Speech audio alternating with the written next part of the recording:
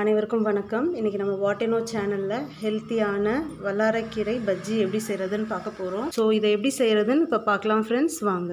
So வல்லாரைக்கீரையோட health பெனிஃபிட்ஸ்லாம் எல்லாருக்கும் தெரியும். சின்ன குழந்தைங்களுக்கு ஞாபக சக்திக்கெல்லாம் ரொம்ப நல்லது இது.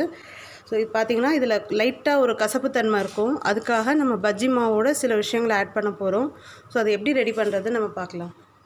ஃபஸ்ட்டு நம்ம கடலை மாவு எடுத்துக்கலாம்.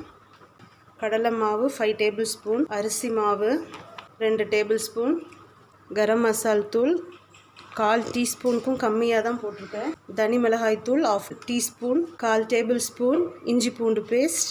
ஃபுட் கலர் ஆட் பண்ணுறேன், இது ஆப்ஷனல். வீட்டில் செஞ்சிங்கன்னா ஆட் பண்ண தேவையில்லை. இதுக்கு தேவையான அளவு உப்பு போட்டுக்கிறோம்.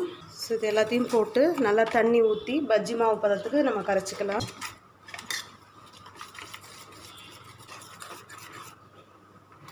ஸோ இப்போ பார்த்திங்கன்னா நல்லா இட்லி மாவு பதத்துக்கு கரைச்சி வச்சுருக்கோம். கொஞ்சம் திக்காக தான் இருக்கணும், இல்லாட்டி இலையில் ஒட்டாது. மாவு கரைச்சதுக்கப்புறம் பார்த்திங்கன்னா ஒரு பிஞ்ச் அளவுக்கு பேக்கிங் சோடா போட்டுக்கிறோம். இதையும் பார்த்திங்கன்னா நல்லா மாவோடு மிக்ஸ் பண்ணிவிட்டு பஜ்ஜி போட்டு எடுத்துடலாம். ஒரு பக்கம் நம்ம எண்ணெயை காய வச்சிடலாம்.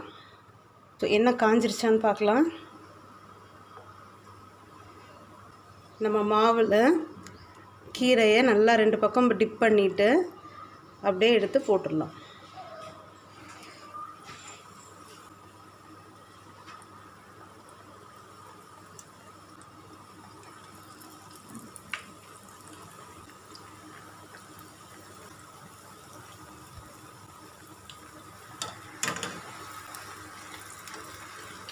ஸோ நல்லா 2 பக்கம் திருப்பி போட்டு கொஞ்சம் எண்ணெய் அடங்கின உடனே எடுத்துடலாம். நம்ம